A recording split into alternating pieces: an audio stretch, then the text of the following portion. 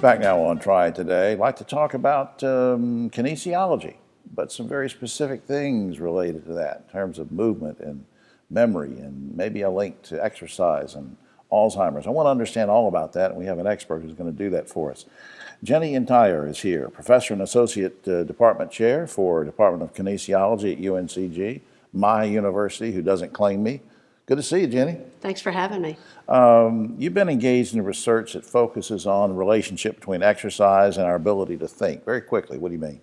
Yeah, we do research at UNC Greensboro that's looking at how exercise or physical activity can benefit a person's thinking abilities. And so when I say thinking abilities, I mean things like walking into the grocery store and remembering what you intended to buy. Okay. Or coming to a stoplight and knowing it's turning yellow, should I go or should I stop? So decision making and memory. All right, so I mentioned a minute ago about maybe a link between exercise and movement and Alzheimer's. Now, what are you finding out in your studies about that? Yeah, what we're learning is that people who participate in exercise for the long term, on a regular basis over weeks and months and years, can see some protection against illnesses like Alzheimer's disease. Right.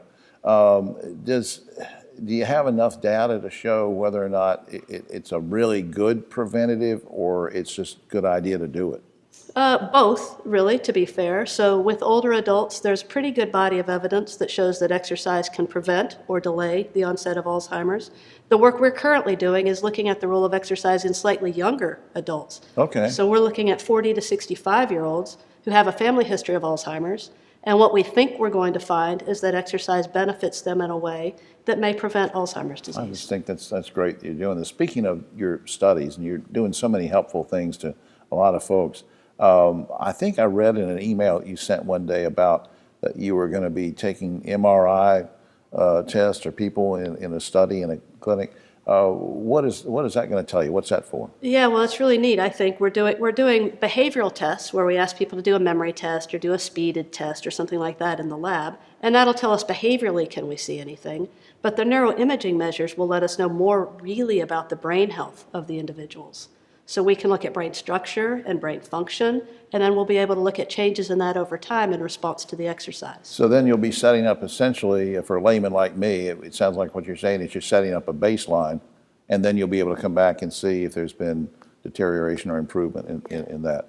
Now, I know you alluded to a moment ago about younger people, but now can anyone participate in the studies that you're doing? Yeah, who we're looking for this particular study are people who are 40 to 65 years of age. They have to have a family history of Alzheimer's because we don't want them. We're recruiting people who have this higher familial risk of Alzheimer's disease. Okay.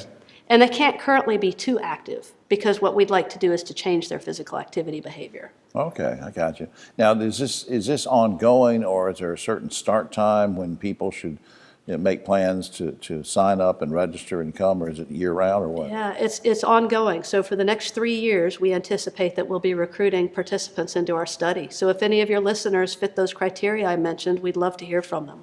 All right. Now, I'm assuming that the best way is just to get in touch with you at UNCG, but there's a specific website I want to put up that will get you directly to this, and that's PAAD2, is that right?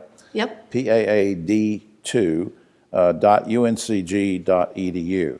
That will take you to some wonderful information about this in case you want to participate in the study or just learn more about it. Jenny, thanks for all you do. Thank you so much. Thanks for this opportunity to share our work. Well, keep me updated, will you? Will do.